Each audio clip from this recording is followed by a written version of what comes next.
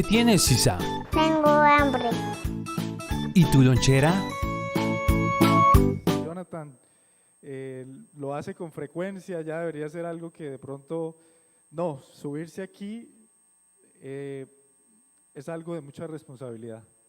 Compartir la palabra de Dios es algo de mucho cuidado, de saber utilizar las palabras, de saber antes, previamente, desarrollar el bosquejo de lo que el Señor quiere darnos como iglesia. Entonces, primero que nada, felicitaciones a los que vinieron, a los que se tomaron el tiempo, a los que no se derritieron, sino que dijeron vamos a la casa del Señor a adorar al Señor.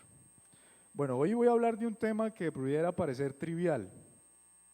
De pronto es un tema que nosotros pudiéramos decir, oiga, pero ya se ha dicho mucho de ese tema. Yo creo que ya eso debería ser un capítulo cerrado y debería ser de conocimiento de todos, porque desde que llegamos a la fe, pues ya todos sabemos todo sobre ese tema.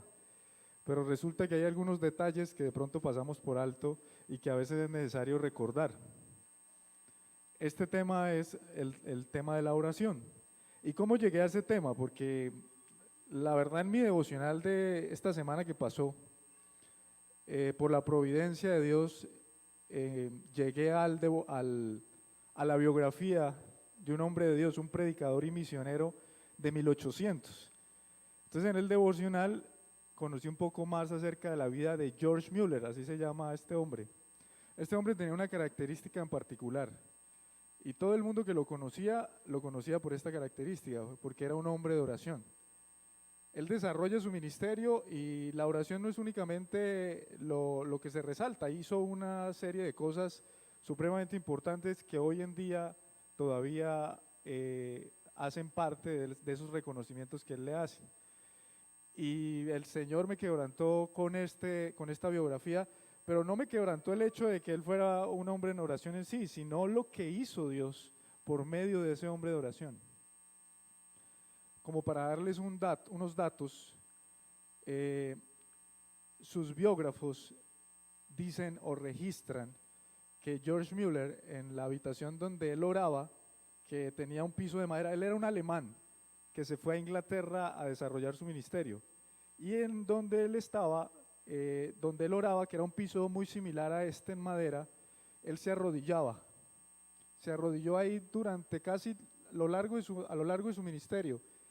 Dicen los biógrafos que donde él se arrodillaba quedaron dos pudiéramos decir, huecos o hendiduras, un repujado de sus rodillas, de sus rótulas. Así sería de orar este hombre. Él oraba por todas sus necesidades, por absolutamente todo. Él no buscaba, digamos, solucionar por sus medios las distintas cosas que se le presentaban en la vida cotidiana. Él todo lo llevaba a la oración. Y cuando yo leía lo que decían sus biógrafos, me llamó tanto la atención, yo dije, no, yo tengo que saber más de este hombre. Tanto así que llegué a una película de YouTube, decía película sobre George Mueller. Entonces la puse, pero era una película animada. Sin embargo, tenía tantas ganas de saber más de este personaje que dije, no, me la veo. 30 minutos dura la película para que la pongan a sus hijos. A los 20 ya estaba llorando, una película animada. Yo no soy de llorar mucho, pero me quebrantó cómo Dios responde las oraciones a alguien que clama, a alguien que se toma el tiempo. Entonces, George Mueller, otro dato de sus biógrafos es que tenía un comedor comunitario para niños. Tenía 30 niños en Inglaterra, en un pueblo de Inglaterra. En alguna ocasión se acercó su casera, la persona que preparaba y le ayudaba con los alimentos, y le dijo, Pastor George, no tenemos absolutamente nada que comer, no hay nada que comer, se acabó absolutamente todo. ¿Qué hizo George Mueller? Dijo, díganle a los niños que pasen al comedor, que se sienten todos en el comedor. Se sentaron todos los niños en el comedor, pusieron los platos, los cubiertos, y se sentaron 30 niños huérfanos de Inglaterra en ese entonces en la mesa esperando su desayuno. Y George les dice, bueno, vamos a dar gracias por el desayuno que no había, estaban los platos totalmente vacíos. Y empieza George Mueller su oración. Señor, te damos gracias por estos alimentos que nos permites, gracias por tu providencia, por tu provisión. Y no había terminado su oración cuando sonó la puerta. Era el lechero que se había quedado varado enfrente de la casa donde él atendía y asistía a estos huérfanos. Llegó con unos cántaros de leche y le dijo, yo sé que usted tiene un comedor comunitario para los huérfanos, aquí tiene esta leche para que le dé a ellos, porque para donde voy se puede echar a perder. Recibe la leche y se va por el pasillo rumbo al comedor. Cuando antes de que llegara al comedor sonó nuevamente la puerta y en esta ocasión era el panadero con canastas de pan, diciéndole, yo sé y ha llegado a oídos de nosotros que usted tiene un comedor comunitario y aquí traigo el pan para los huérfanos. Ese día George Mueller y sus biógrafos registraron este evento que tal vez nosotros hemos escuchado y que tal vez pudiera ser contemporáneo, porque yo he escuchado hermanos en la fe que me han dicho yo no tengo nada que comer y llega un vecino de la nada trayéndome pescado, trayéndome carne. Ese es el Dios de toda providencia, el que lo conoce absolutamente todo. Para resumir y no extender tanto la historia, porque la prédica no es de George Mueller, sino de la oración y lo bueno que es Dios, él termina abriendo un centro de huérfanos que albergó a 10,000 huérfanos. Empezó con 30, que eran comedor, porque los niños iban y se iban, desayunaban, comían y se iban. Después inició este orfanato con 10,000 jóvenes que sacó de las calles, que le arrebató a las metalúrgicas, a las empresas mineras, porque esos niños iban para allá. Él los sacó de las calles para darles la oportunidad de tener trabajos mejores calificados, poder ir a las universidades, poder prepararse, y esos niños fueron predicadores, fueron hombres que aportaron a su sociedad, porque hubo un hombre que no se apartaba de sus rodillas, un hombre que dejó en la madera del piso donde dormía, donde oraba, sus rodillas marcadas. Entonces, para los que les gusta tomar nota, he titulado esta prédica Cosas que debo saber sobre la oración. Cosas que debo saber sobre la oración. Eso suena como el título tal vez de un video de YouTube. Cosas que debo saber de Nueva York. Cosas que debo saber sobre el hígado. Cosas que debo saber sobre la oración, porque tal vez hemos escuchado muchas cosas de la oración, pero quizá esto no lo hemos visto a profundidad. Oremos.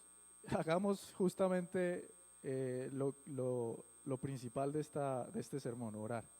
Señor, estamos en tu presencia en esta mañana fría de lluvia. Te pedimos que así como la lluvia ha caído a los campos, a la tierra, así la lluvia de tu bendición y de tu providencia caiga sobre nuestras vidas, Señor. Caiga sobre nuestras vidas trayendo convicción, caiga sobre nuestras vidas alentándonos y animándonos a la oración, a buscarte más, Señor. Acuérdate que somos polvo y que nos cuesta, Señor, estas disciplinas cristianas, pero sabemos que la oración no es cualquier disciplina cristiana, es algo fundamental porque ayuda a que nos comuniquemos directamente contigo y conozcamos tu propósito. Yo te pido en esta mañana, Señor, que abras los oídos de nuestro entendimiento a tu palabra y nos nutras, que salgamos de este lugar llenos de tu presencia y convencidos de que la oración no es una opción, sino un mandato. Gracias te damos, Señor, gobierna este servicio y bendícenos. En el nombre de Jesús, amén y amén. En el ejemplo inicial utilicé la ilustración de un hombre como George Mueller, pero yo creo que el mejor ejemplo o el mayor ejemplo lo recibimos del mismo Señor Jesucristo. Porque George es un hombre común y corriente, como ustedes, como yo. Nosotros podemos desarrollar vidas piadosas como la de estos hombres. Pero yo quiero enfatizar más en la enseñanza que deja nuestro Salvador Jesucristo, que nos enseña la necesidad y la importancia que tiene la oración. Quiero que vayamos a Mateo capítulo 26, Mateo capítulo 26, versículo del 36 al 46. Estos pasajes de Mateo 26, del 36 al 46, tienen como título Jesús en Getsemaní. Y tal vez en Semana Santa hemos estado en iglesias o hemos escuchado sermones o prédicas que hablan sobre el Getsemaní, pero tal vez no lo hemos visto desde este punto de vista que lo vamos a ver en esta mañana.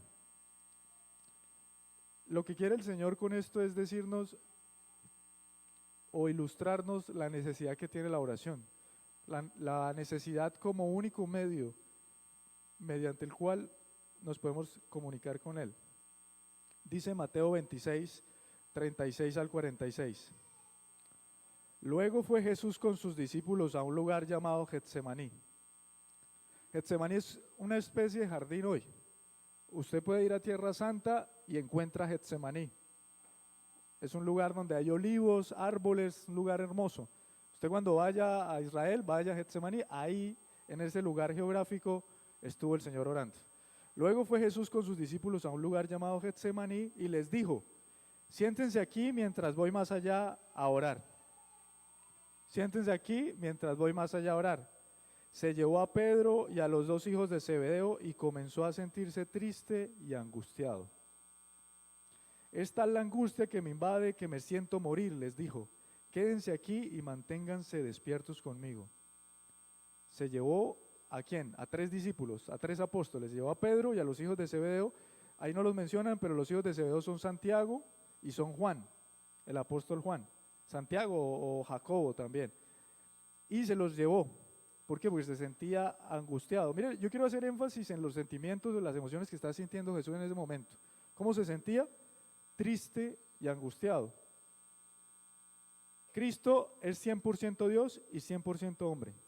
Pero el ser 100% Dios no hacía de Cristo un superhumano o un superhombre. Él sentía como usted y yo sentimos. Él siente tristeza, Él siente angustia, Él siente dolor como usted y yo sentimos. Él es 100% Dios y 100% hombre. Cuando nosotros decimos, es que tú no puedes entender el dolor que yo tengo, Señor, estamos diciendo algo que es incorrecto, porque el Señor estuvo expuesto a todo lo que pudo haber estado expuesto cualquier ser humano en el mundo. Entonces, si usted tiene tristeza, Él conoce su tristeza. Eso es lo que diferencia el cristianismo de otras falsas religiones, que Dios mismo se humanó, se hizo carne, habitó entre nosotros. Por eso Hebreos dice, no tenemos un sumo sacerdote que no pueda compadecerse de nuestras debilidades, porque Él puede compadecerse de nuestras debilidades porque fue tentado en todo. Estuvo en un cuerpo de carne, padeció en un cuerpo de carne. Él es, como dice Pablo, el segundo Adán. El pecado vino por un hombre, pero también por la salvación vino por un hombre, que en este caso es Cristo, 100% Dios y 100% hombre. Versículo siguiente dice, yendo un poco más allá, se postró sobre su rostro y oró. ¿Cómo hizo? Se postró sobre su rostro. Se postró es esto, así. Esto es postrarse sobre su rostro, o sea, la cara, la frente en el piso. Y le dijo, Padre mío, si es posible, no me hagas beber este trago amargo, pero no sea lo que yo quiero, sino lo que quieres tú. Eso lo hizo el Hijo de Dios, postrarse sobre su rostro. Imagínense el ejemplo que nos está dando el Señor. Hay 2 puntos que quiero resaltar de esto que hemos leído. Primer punto, en el versículo 37 dice, se los llevó de apoyo a estos 3, a Pedro y a los hijos de Zebedeo. Aquí quiero que veamos este punto. El apoyo en la oración es importante. Tener a otras personas de apoyo. En sus cartas, Pablo pide oración. Pablo, el hombre que fue llevado al tercer cielo, un hombre lleno de gracia, de favor de Dios, y pedía apoyo para la oración. El Señor no se los llevó para que ellos hicieran lo que vamos a ver a continuación. Se los llevó de apoyo. Apoyémonos en oración, somos hermanos, escribámonos. Mire, alguien de esta semana de la iglesia que hace parte del liderazgo me escribió, me dijo, Jonathan, estoy participando en una convocatoria de trabajo. Tengo 2 opciones, de hecho, y son buenos trabajos. ¿Usted puede orar por esto? En su tiempo de oración puede ayudarme orando por esto. Yo le dije, claro. ¿Qué pierde uno? Lo mejor que alguien puede hacer por usted es orar por usted. Yo le dije, listo, cuenten con eso. Si usted tiene alguna necesidad, escríbale a alguien al que usted puede confiar, dígale, vea, pastor, tengo este tema, puede orar por mí, tengo esta dificultad, este problema. Eso es lo mejor. Mire lo que hace el Señor, pide apoyo, lleva su apoyo. Tercero, yendo un poco más allá, fue lo que leímos, se postró en su rostro, ahí oró. Ahí lo que veo o lo que puedo inferir es que debemos orar en cualquier circunstancia, no únicamente cuando las cosas van bien. Jesús oró en medio de su profunda angustia, oró y pidió que se cumpliera la voluntad del Padre. Esto es lo que es lo más hermoso, porque a veces creemos que la oración implica una respuesta positiva a lo que estoy pidiendo. La respuesta está sujeta a la soberanía de Dios, y esa soberanía de Dios incluye su voluntad. Dios puede hacer o no lo que estamos pidiendo en oración. Por eso el Señor Jesucristo le decía, pasa de mí esta copa. Versículo 40. Luego volvió a donde estaban sus discípulos y los encontró orando, clamando e intercediendo. Eso dice la versión de los mormones. Dice, luego volvió a donde estaban sus discípulos y los encontró dormidos. Y les dijo, en signo de interrogación, ¿no pudieron mantenerse despiertos conmigo ni una hora? Porque el Señor los llevaba de apoyo. Le dijo a Pedro, estén alerta, miren aquí este principio que es fundamental, estén alerta y oren para que no caigan en tentación. El espíritu está dispuesto, pero el cuerpo es débil. Miren, nuestro espíritu siempre está dispuesto a orar, está dispuesto a tener comunión con Dios, está dispuesto a cosas loables y buenas, pero la carne no quiere. Yo puedo salir de este servicio recargadísimo y decir, voy a empezar a orar. Mi espíritu está dispuesto, pero mi carne es débil. Entonces, al paso de unas horas, digo, pues no está tan mal, fin de semana, mañana no hay que trabajar, mejor me veo una serie. Mejor me quedo viendo, veámonos la serie esa que quedó pendiente. No está mal que usted vea la serie, pero le van 3, 4 capítulos. Y en comparación con su tiempo de oración es muy mínimo. Por eso dice, oren. Porque cuando yo oro, en la versión Reina Valera dice, velad y orad, estar vigilantes y oren, porque la carne es débil, nuestra carne es débil. Aquí no hay nadie que diga, es que yo soy demasiado fuerte. El que cree en su propia sabiduría va a caer, porque nuestra carne es débil. Nosotros creemos ser fuertes en algo, pero en realidad no lo somos. Cuando una tentación se encuentra con un pecado o un deseo pecaminoso, eso va a inflamar como gasolina, como fuego en gasolina, y va a hacer que esa tentación crezca y se desarrolle y termine en pecado, porque no somos fuertes. Yo puedo manejar esto, yo lo puedo manejar, decimos, no lo podemos manejar. Hay un momento en que se vuelve algo que no podemos controlar, es como una línea invisible. Yo sé que la línea está ahí y me permito entrar en tentación, digo, lo puedo controlar, lo puedo manejar hasta que paso la línea invisible. Cuando miro atrás no sé dónde está la línea, porque es invisible, son límites que ha puesto Dios. Y yo digo, quiero regresar, no sé dónde está. Esa es la tentación, por eso necesitamos la oración, porque la oración me hace estar apercibido, me hace estar atento a los ataques del enemigo. Ahí podemos decir, no, esto es un ataque del enemigo. Esto que se vino es una tentación para que yo caiga. Decimos, esto es una bendición. No, no es una bendición, es una tentación. Un negocio, algo que de pronto nos proponen. Versículo 42. Por segunda vez se retiró y oró. ¿Por qué? Segunda vez. Se retiró y oró. Padre mío, si no es posible evitar que yo beba este trago amargo, hágase tu voluntad. Vuelve otra vez a recalcar la importancia de la voluntad de Dios. ¿Qué nos dice esa segunda ocasión? Perseverancia en la oración. Oramos una vez y queremos respuesta, no. El Señor nos llama, si el mismo Señor Jesucristo insistió segunda vez, va y se aparta otra vez y segunda vez, y sigue orando en busca de esa respuesta, porque entendamos algo, la respuesta no se había dado, entonces implicaba que siguiera orando. La respuesta en la humanidad de Cristo era que no padeciera, Por eso dice, pasa de mí esta copa, pero que se haga tu voluntad. ¿Por qué? Porque sé que hay un propósito eterno y es mi muerte por la redención y la justificación de muchos. Versículo 43. Cuando volvió, otra vez los encontró orando e intercediendo. Cuando volvió, otra vez los encontró dormidos, porque se les cerraban los ojos de sueño. Ellos no dimensionaban lo que estaba ocurriendo en ese momento. Así que les dijo, los dejó y se retiró a orar por tercera vez diciendo lo mismo. Volvió de nuevo a los discípulos y les dijo, ¿siguen durmiendo y descansando? Miren, se acerca la hora y el Hijo del Hombre va a ser entregado en manos de pecadores. Levántense, vámonos, ahí viene el que me traiciona. Yo no sé, pero a mí me parece tierno el Señor. Cuando yo leo esto, digo, el Señor tenía una misericordia. Yo los cojo a pata. ¿Qué pasó? Despiértense, ¿todavía durmiendo? El Señor dice, durmiendo y descansando, miren, se acerca la hora y el Hijo de Hombre va a ser entregado en manos de pecadores. Todavía le dice, levántense y vámonos. Ahí viene el que me traiciona. Esa es la ternura y el amor del Señor. Y el Señor sabe que nosotros luchamos con traición. Él lo sabe, pero Él está ahí para apoyarnos, para guiarnos.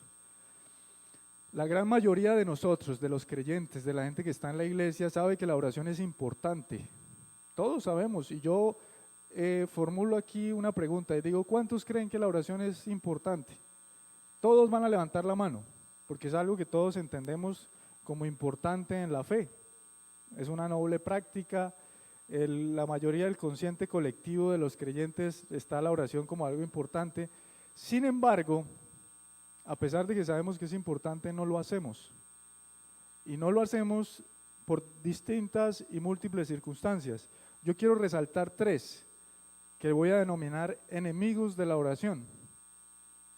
Estos son enemigos de la oración y tal vez es una de las tantas razones por las que yo no oro. Primero, coloque ahí, enemigos de la oración. Primer enemigo, falta de planificación. Falta de planificación. Como creyente, debo prepararme para mi vida espiritual. Así como me preparo en diversos ámbitos de la vida, yo me preparo para lo deportivo. Entonces, quiero montar cicla, entonces me preparo previamente. Usted no amanece y arranca, no, usted se prepara, mañana salgo a hacer tal ruta. Entonces me preparo, organizo la bicicleta, mañana voy a comprar estos accesorios para el fin de semana ir a montar cicla. Me preparo para el tema de, digamos, jugar fútbol, el tema deportivo, el tema laboral, me preparo para los informes. Si usted es independiente, usted prepara los productos que va a tener en su empresa. Usted prepara lo que se está acabando, usted está inventariando. ¿Eso qué es? Eso se llama prepararse, eso se llama planificar. Lo que pasa es que nosotros en el nivel espiritual no planificamos. Y esto ocurre con la oración. Si me levanto, oro. O si se me da la oportunidad en algún momento de la mañana, oro. O si el Señor me levanta, pues yo oro. Los frijoles que de pronto le cayeron mal en la noche y usted se levanta, pero usted no quiere orar, esa no es la intención suya. Para uno orar y para vencer el enemigo de la falta de planificación, tenemos que programarnos. Mire lo que dice 1 de Pedro 1:13. 1 de Pedro 1:13. 1 de Pedro está al final. 1 de Pedro, capítulo 1, versículo 13.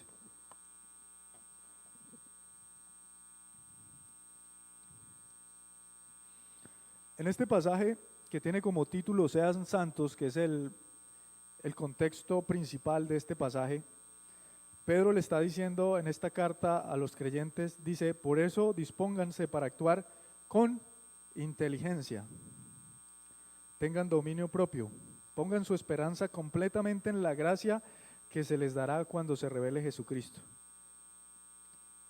Como el contexto habla sobre la santificación, pero el principio también me permite entender que debo prepararme para actuar. Ahí es donde está la clave, prepararme para actuar. ¿Y actuar en qué? En lo espiritual. dice, háganlo con inteligencia, pero después menciona un fruto. ¿Con qué? Con dominio propio. Entonces tengo inteligencia porque planifico, el que es inteligente planifica, prepara su tiempo, prepara la hora en la que va a desarrollar X actividad, pero también a través del fruto del Espíritu Santo esa persona va a tener un esfuerzo vigoroso y continuo porque tiene dominio propio, porque ante la oración vamos a tener debilidades como, después oro, pero ¿para qué ahorita? O estoy muy ocupado. Ahí necesitamos del fruto del Espíritu Santo, que es el dominio propio, para decir, no me levanto aquí hasta que yo ore. Así ore 5 minutos, así ore el tiempo más corto que de pronto usted crea que puede orar. La oración va en forma progresiva, usted va desarrollando una vida de oración en la medida que se va exponiendo a la oración. Es como cuando usted empieza el gimnasio y va a levantar una pesa, eso es dificilísimo, pero ya el músculo se va preparando y usted ya va metiéndole cargas distintas. Así es en lo espiritual, así es en lo concerniente a la oración. Necesito dominio propio para decir no, decirle a mi carne no, yo voy a cumplir con este tiempo de oración, así le dé sueño, no importa, el hecho de que usted haya estado sentado en ese sofá o en el lugar que usted haya previsto para la oración, eso ya es ganancia. Ya después usted va con el dominio propio y el fruto del Espíritu Santo a desarrollar ese esfuerzo vigoroso y continuo que lo va a llevar a tener una vida de oración. Yo no me imagino a George Mueller orando al principio como lo hizo tal vez después del desarrollo de su ministerio. Listo, Jonathan, eso está bien, pero ¿cómo puedo prepararme? ¿Cómo puedo cumplir lo que dice Pablo, de prepararme para actuar? Programando horarios, programe horarios, ponga alarmas en su celular, llamando a alguien para orar. Aquí en la iglesia, diga, si a usted le cuesta orar, diga, le voy a llamar a esta mujer que hice la amistad en mujeres y veo que es una mujer que ora. Fulanita, ¿por qué no me llamas en la mañana? Tenemos un tiempo de oración. O acuérdate cuando estés en tu tiempo de oración y me llamas, me marcas. Eso es una forma para prepararme. Participar de los espacios de oración. Esta iglesia provee espacios para la oración, que usted viene y ora con otros hermanos. Entonces el viernes acá en los devocionales hay tiempos de oración. En Casa sobre la Roca hay distintas iglesias que transmiten sus tiempos de oración, que usted puede poner en YouTube el tiempo de oración. Eso anima, escuchar las oraciones de otros, cómo interceden otros. Eso me ayuda a aprender a cómo orar. Oiga, esta persona oró tan bonito y aprendo a cómo orar. Desarrollo mi vida de oración porque estoy permanentemente escuchando a alguien que ora. Entonces, en vez de utilizar mi YouTube para ver videos de gaticos, utilizo YouTube para ver transmisiones en vivo de cultos de oración. O averiguo acerca de la oración, o busco oraciones y voy orando en mi tiempo privado. ¿Listo? Ese es el primer enemigo. ¿Cuál? Falta de planificación. Segundo enemigo, que de pronto ustedes ni se imaginan, el egocentrismo. El egocentrismo. El egocentrismo, ¿por qué el egocentrismo? Cuando no oramos, le estamos diciendo a Dios, yo no te necesito, yo soy autosuficiente. ¿Por qué? Porque tal vez en ese momento de mi vida, las áreas de mi vida están marchando supremamente bien. Entonces en el área económica estoy bien, en el área emocional estoy bien, todo marcha bien. Entonces cuando nosotros dejamos de orar, de pronto de forma inconsciente, le estamos queriendo decir al Señor, yo soy autosuficiente, yo no te necesito. Es un acto egoísta, es un acto egocéntrico, porque le estamos diciendo, yo puedo resolver mis propios problemas, no creo que tú, inconscientemente, no quiero decir que lo digamos directamente, pero inconscientemente le estamos diciendo, no te necesito, yo puedo resolver mi propia vida. O, como en el siguiente ejemplo, nos creemos muy justos. Vamos a Lucas 18:11. En Lucas 18:11 dice que el fariseo se puso a hablar consigo mismo. Oh Dios, te doy gracias porque no soy como otros hombres, ladrones, malhechores, adúlteros, ni mucho menos como ese recaudador de impuestos.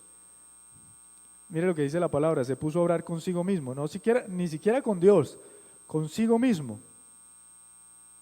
Aunque este ejemplo de egocentrismo yo lo situaría más en la época de Jesús, no lo situaría ahorita, porque la gente ni siquiera ahorita ora, ni así de forma contraria, o es muy poca la gente que lo hace de esta manera. Yo lo centraría más que en el egocentrismo de esta época. El hombre no consulta a Dios, el hombre no pide la dirección de Dios, no dice, Señor, ¿estás de acuerdo con que haga esto? Porque todo lo que uno consulta, lo consulta en oración. Eso quiere decir que una persona que no consultó algo, no lo llevó a la oración delante de Dios. Y mire lo que nos dice el salmista en el Salmo 37.5. Salmos 37.5 dice, perdóneme que avance rápido porque es que tengo allá el tiempo, es como una bomba, ese tiempo que está allá y de pronto me puedo demorar un poquito más. Encomienda al Señor tu camino, confía en Él y Él actuará. Encomienda al Señor ¿qué? Tu camino.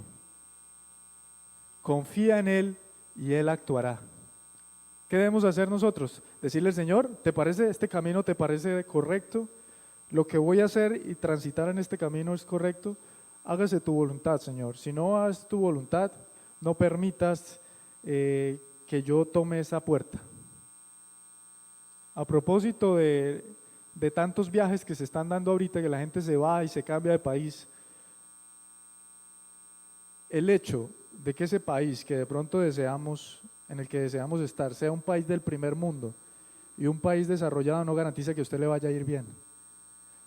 Que tiene un ingreso per cápita no importa, que tiene una economía fuerte, que su moneda está fuertísima, puede estar fuertísima, puede tener esteroides ese billete, pero si usted va sin la voluntad de Dios, no le va a ir bien.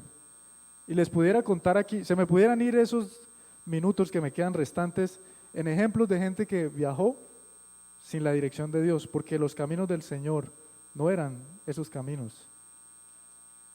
Gente que perdió su patrimonio, gente que llegó a detención y le dijeron, se devuelve, chao. ¿Por qué? Porque dijo, no, es que yo todos los casos que conozco pasan y les va supremamente bien. Pero ¿a costa de qué estás viajando? ¿Pediste la dirección de Dios? Hermanos, los negocios, yo les puedo decir con toda autoridad que he quebrado en negocios. ¿Por qué? Porque no me encomendé a Dios. Yo soy administrador de empresas y me hice mi estudio de mercado y empecé a confiar en el hombre y dije, esto va a salir, esto es como un tiro al piso, esto ya está listo. ¿Y qué? Perdí la plata del Señor, porque no es ni siquiera mi dinero, es lo que Él me ha provisto. ¿Por qué? Porque creí que estaba bien y creí que las cosas por ahí eran. Pero aunque los caminos del hombre parezcan buenos, si no van direccionados por su Creador, terminan en camino de perdición, terminan en un dolor y padecemos por esa decisión porque creemos que aparentemente es buena. Entonces, hay que tener cuidado con ese enemigo del egocentrismo. Entonces, llevamos dos enemigos, la falta de planificación, el egocentrismo que hace que no consulte a Dios. Esos son enemigos. Entonces, ¿yo para qué oro? Yo creo que voy bien por ese camino y entonces sigo por ese. La duda, yo creo que es el peor enemigo de los tres que vamos a ver. La duda, porque dudo de que Dios pueda hacer algo. Dudo de que Dios puede obrar de esa manera. Vamos a ir a Santiago 1, versículo del 6 al 8. Santiago capítulo 1, versículo del 6 al 8. Este pasaje es bien conocido por muchos y nos habla de eso precisamente, de la fe.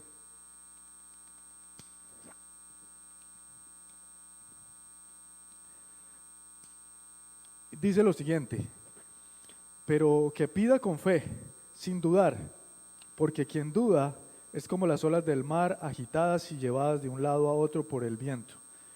Quien es así no piense que va a recibir cosa alguna del Señor, es indeciso e inconstante en todo lo que hace. ¿Cómo es la ola? La ola va, la ola viene. Ese es el movimiento de la ola. Y dice Santiago, una persona así no piense que va a recibir algo del Señor. porque es indeciso e inconstante. ¿Por qué dudamos? Porque no conocemos a Dios. Y no conocemos a Dios porque no conocemos su palabra, no leemos su palabra. ¿Por qué dudamos de Dios cuando oramos? Porque no conocemos su palabra, no hemos leído su palabra y no hemos visto cómo Él ha obrado en el pasado por un pueblo igual o muy parecido a nosotros. Entonces, eso es del Antiguo Testamento, pero el Señor no puede hacer eso en este tiempo, decimos. ¿Por qué? Porque no leemos la palabra, porque la palabra no nos llena de fe. Acuérdense que la fe viene por el oír de la palabra. Y si yo no estoy expuesto a la palabra, pues cuando hay un evento que yo creo que no se puede dar, pues no se da porque no tengo la fe. Y hay cientos de ejemplos que yo le puedo dar en la palabra de Dios y afuera, en la iglesia, de gente de la iglesia, que ha visto milagros del Señor. Lo que pasa es que en el intelecto de nosotros nos cuesta creer lo que Dios puede hacer. Pero les voy a contar un ejemplo de esos tantos que hay. Y ese ejemplo es de aquí. Esa persona se sienta tal vez al lado de ustedes o ustedes se han sentado al lado de ella en algún momento. En este ejemplo que les voy a dar, lo tengo aquí anotado porque tuve la oportunidad de sentarme con ella casi una hora a escuchar su testimonio ya hace un tiempo. Estuve con su esposo, me comentaron lo que ocurrió y lo anoté aquí y lo voy a leer, no quiero de pronto ser impreciso y comentar algo que no es. Dice ella que sufrió tumores desde los 16 años, tratamientos con cirugía. Le declararon que su ovario derecho tenía pérdida total, que tenía un tumor del tamaño de una manzana. De una manzana. ¿Saben cómo es un ovario? Tiene 3.5 centímetros por 1.5. Es una cosita así chiquitica. Y ella tenía un tumor como el tamaño de una manzana. Siguió el relato de ella, dice, en el 2013 fui a un chequeo médico en Bogotá. El médico a ella le dice que tiene un teratoma o un tumor en el ovario que quedaba, no en el derecho, que había declarado el médico en ese entonces cuando la diagnosticó, le dijo, ese ovario tiene pérdida total, ya no cuenten con ese ovario. El que le quedaba tenía un teratoma. Y ella pregunta lo que de pronto cualquier mujer preguntaría en un momento como este: ¿yo puedo tener hijos? Ella quería tener hijos, su novio en ese entonces quería tener hijos y el médico le dice: no hay ninguna posibilidad de que usted pueda tener hijos. La operaron del ovario que quedó resentido, es decir, el izquierdo. Después de esa intervención, la operaron de esa intervención, pero siguió su vida normalmente. En el 2015, ella me resaltó este dato, me dijo, en el 2015 mi novio con el que yo estaba me pide matrimonio. Él dice, casemos, no importa, no podemos tener hijos, no importa, igual yo te amo. Tuvieron una lucha, ella me contó que hubo ahí una lucha porque ambos querían, la familia de él, bueno, en fin. Viene esa propuesta de matrimonio en el 2015, se casa, empieza su vida conyugal. Meses después vuelve al médico por un dolor. Yo anoté todo, porque a mí me gusta anotar todo. Dice, le hacen una ecografía en IDIME, en Bogotá, una ecografía nuclear.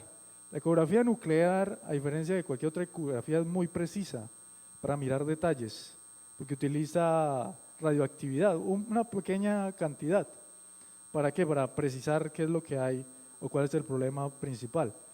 Dice, una ecografía nuclear, aquel ovario derecho que se había declarado pérdida estaba presentando problemas. ¿Qué creían? ¿Que les iba a decir que no? Estaba presentando problemas. El que le quedaba, el de pérdida total, acuérdense. Y tenía que operarse. Queda programada la cirugía y en ese tiempo previo a la cirugía empieza a tener y experimentar una sintomatología rara que hace que adelante su visita al médico, no para la cirugía, sino para un chequeo. Y antes de ir previamente a eso, porque ella iba a ir a que le revisaran los ovarios, le dice, como Ana, ¿recuerdan la oración de Ana cuando no podía tener hijos con el Cana? Y bueno, oró, dijo, Señor, miren lo que ella me dijo, yo lo anoté tal cual como ella me dijo, Señor, si quieres que sea madre, será a tu manera. Dijo así. Cuando va al diagnóstico, que ella esperaba que le dijeran que cómo iba su tema, le dicen que no era otro teratoma, que era un bebé en gestación. Era Emanuel. Y 8 meses después nació Samuel. Cuando estaban en la cesárea de Samuel, el médico que revisa toda la historia clínica se sorprende y dice y certifica, dice que la mujer que estaba recibiendo cesárea no tenía ovarios. Dijo, la señora que está recibiendo cesárea en este momento no tiene ovarios, según este informe. Llaman al médico, se certificó y dio a luz, se revisa y efectivamente sí tenía ovario, pero tenía un ovario diminuto, mucho más pequeño que un ovario sano y normal. Dio a luz con un ovario, un pilinchín de ovario, mucho más pequeño que un ovario sano y normal. ¿Ese quién es? Dios. Y se sienta al lado de ustedes, y si quieren les digo quién es y hablan con ella, y iba a traer las ecografías. Pero aquí vemos milagros. Aquí Julián tiene un milagro para contar de sus hijos. Aquí yo puedo tirar una piedra y le pego a alguien que tiene un milagro para contar. Lo que pasa es que se nos vuelven paisajes las obras de Dios. Y después creemos, ¿pero será que el Señor puede hacer eso? Dios lo hace, pero lo importante es entender, Señor, tu voluntad. Dile, Señor, yo sé que tú lo puedes hacer. Yo sé que tú puedes obrar. Ayuda a mi fe. De pronto dudo, de pronto no sé, pero yo sé que tú sí lo puedes hacer. Ayúdame a conocerte más, ayúdame a entender más quién eres tú. Haz una obra en mí. El Señor lo puede hacer, crea que Dios lo puede hacer y Él lo hará. Entonces, ¿cuáles son los enemigos? Falta de planificación, egocentrismo y la duda, que para mí es el peor enemigo, la duda. Porque somos cristianos, pero dudamos de lo que Dios puede hacer. No, eso lo hace Dios con otros, no lo puede hacer con usted, si usted lo cree. Pero si es como la onda del mar, la ola del mar, el Señor le dice, no piense que va a recibir. No piense que va a recibir el que piensa de esa manera, el que cree que Dios no puede hacer. Concluyo con estas dos formas. Tengo que me pongan tiempo extra así como en los partidos de fútbol porque... Concluyo con estas dos formas que puedo utilizar para cultivar el hábito de la oración. Primera forma con la que usted puede orar y cultivar. Usted va a decir, Jonathan, ya me habló de los enemigos, pero ¿qué claves hay para que yo pueda cultivar mi tiempo de oración? Usar pasajes bíblicos que incluyan a hombres de Dios que interceden, o versículos con propósitos o principios. Esa es una forma como yo puedo orar, utilizar pasajes de la Biblia. A mí me pasó hace un tiempo, este es un ejemplo personal en el que yo utilicé este principio. Con mi esposa tuvimos la oportunidad de construir nuestra casa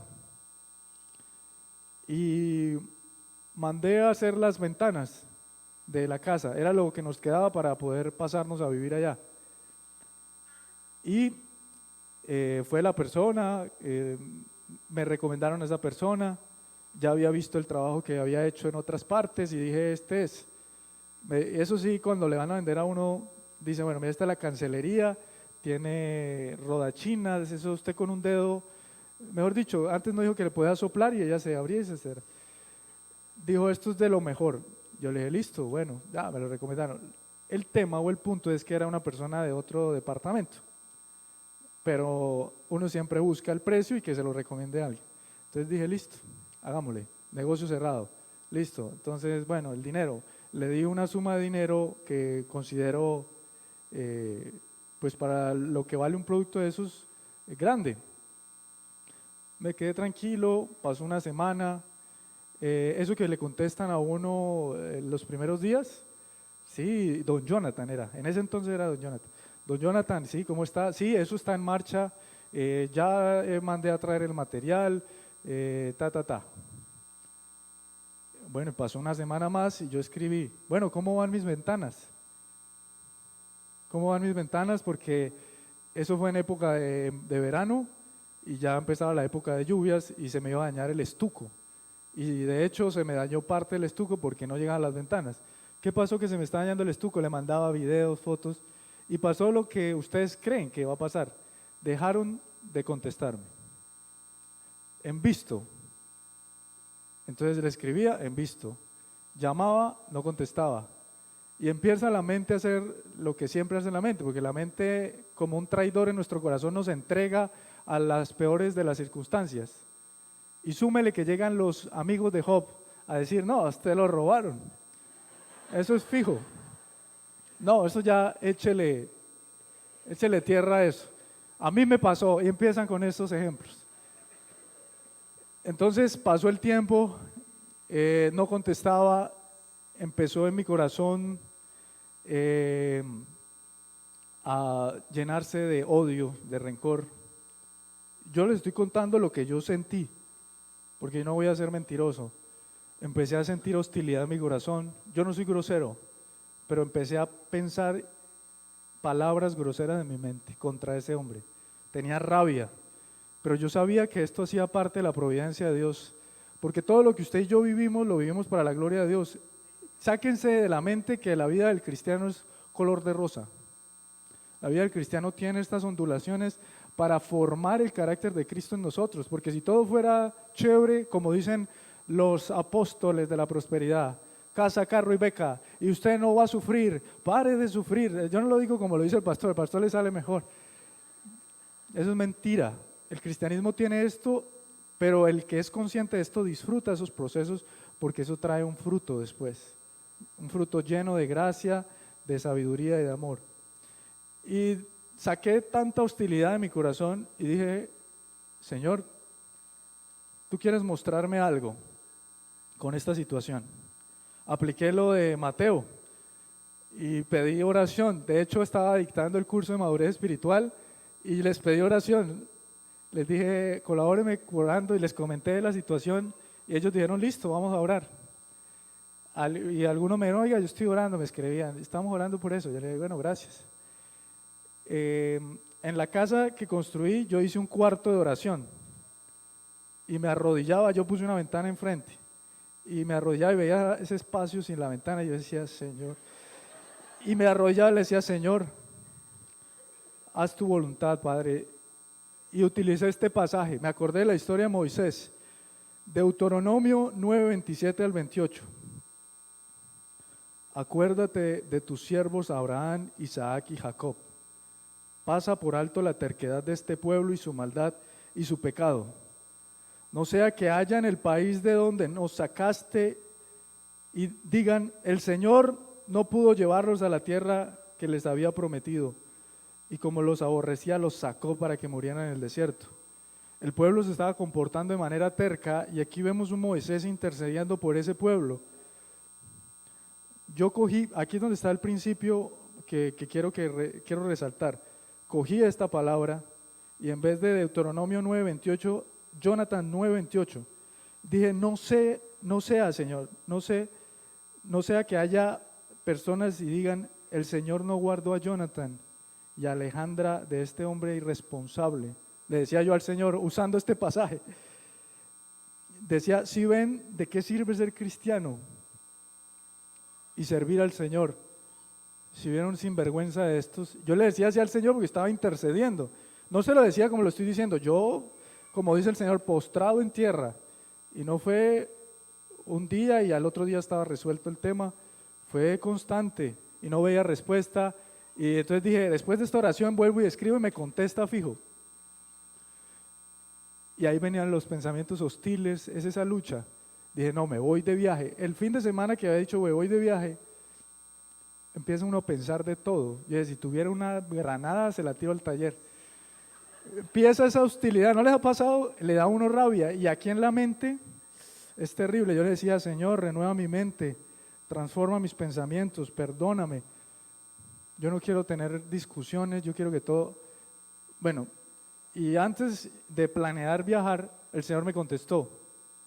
El Señor del cielo me contestó y me hizo esperar y después me llamó el el hijo el hombre que iba a traerme los vidrios. Me contestó, bueno, dijo, listo, yo voy. Pasó una semana y no venía. Después llegué a mi casa porque yo no vivía ahí. Yo llegaba a regar los árboles y estaba el tipo poniendo los aluminios. Yo le dije, gracias Señor, porque tú hiciste esta obra. Pero la oración implica que yo utilice palabra de Dios y le diga, Señor, tu palabra dice esto. Anote estos pasajes. ¿Tengo tiempo o no?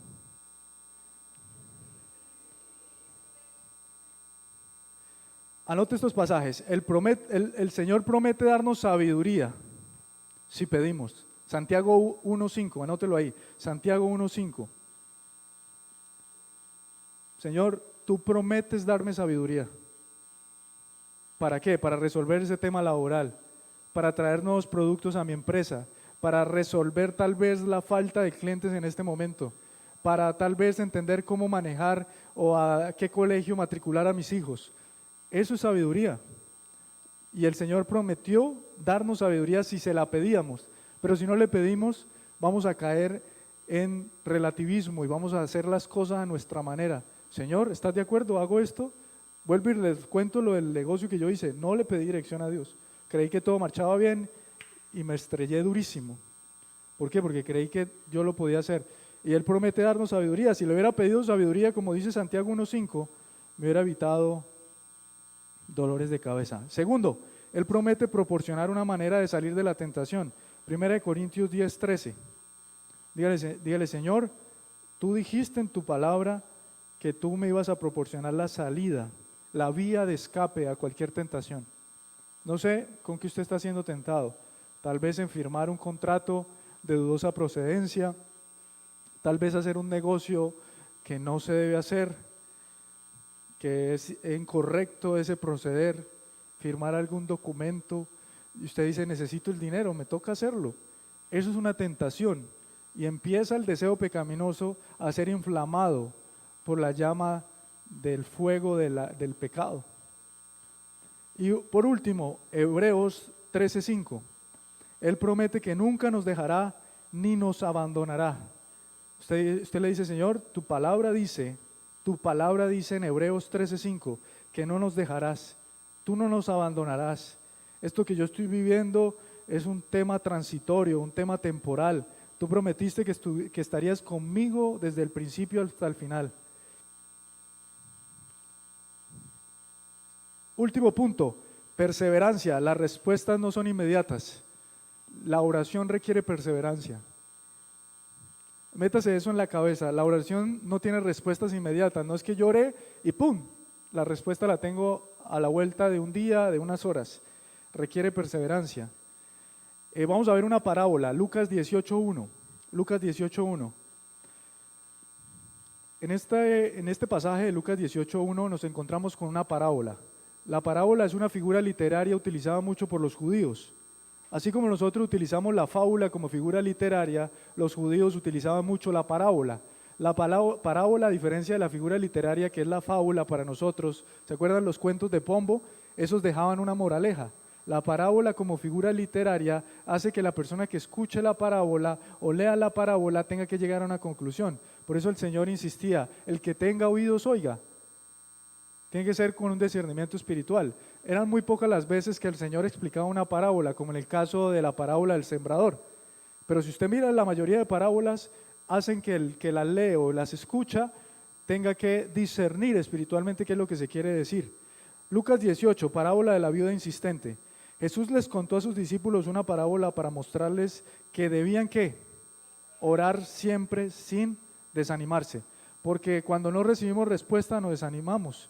Y el Señor decía, deben orar, deben insistir. Les dijo, había en cierto pueblo un juez que no tenía temor de Dios ni consideración de nadie.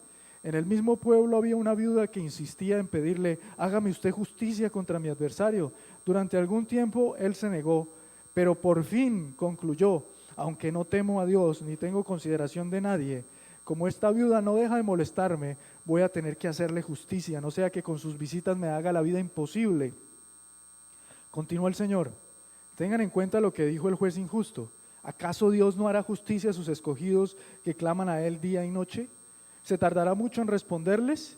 Les dijo que sí les hará justicia y sin demora. No obstante, cuando venga el Hijo del Hombre, ¿encontrará fe en la tierra? Esto que ustedes ven aquí, yo lo utilicé con el ejemplo de las ventanas. Oré persistentemente, hasta que usted no reciba una respuesta, no deje de orar. Señor, me gusta ese hombre, me gusta esa mujer. Ore incansablemente hasta que el Señor le diga, esa no es para usted. Entonces usted no deje de orar. Señor, oro por mi negocio, Padre. Oro por mi empresa, oro por las ventas, oro por mi trabajo, Señor. Ayúdame a ser promocionado. No deje de orar. Dígale, Señor, mi hijo, mi hija. Yo soy el ejemplo vivo. Yo estoy aquí parado en este altar porque hubo una mujer que oró incansablemente por mí, que fue mi mamá. Yo llegaba a 2 de la mañana totalmente ebrio, cogiéndome de las paredes, y que veía a una señora en el sofá del apartamento donde vivíamos orando por mí. Y no fue inmediato, tal vez la respuesta que ella recibió no fue inmediata, fue en el tiempo de Dios. No deje de orar por sus hijos, no deje de orar por ese esposo que usted dice, este tipo ya no quiere nada. Ore por ese negocio, ore por ese trabajo, ore por sus hijos, ore por ese proyecto. No pare de orar. Dígale, Señor, voy a ser como la viuda insistente. Y el Señor no hará justicia. Si este juez injusto, no comparemos el juez con el padre. Esto es una parábola. Aquí lo que tenemos que entender es la importancia que tiene la oración y la insistencia. Dios no es un juez como este juez injusto. Él escucha su oración como si usted fuera el único ser creado en toda la creación. Él le presta atención a usted como si usted fuera el único que está en el planeta Tierra, en estos, ¿cuántos somos? 8.000 millones de habitantes. Él lo escucha a usted. Usted tiene una cita personal y Él no se distrae. Quitémosle la idea de ese Dios impersonal que no escucha, que está ocupado con los niños de África o con la guerra de Ucrania. No, Él está dispuesto 24/7. A la hora que usted quiera levantarse, no pudo dormir, vaya, porque Él no se duerme como Pedro y los hijos de Zebedeo. Él está ahí dispuesto. Señor, Señor, escucha mi clamor, hazme justicia. Yo le decía, Señor, hazme justicia con este sinvergüenza que vino y se llevó tus recursos. Hazme justicia, Señor. No permitas que esto siga así.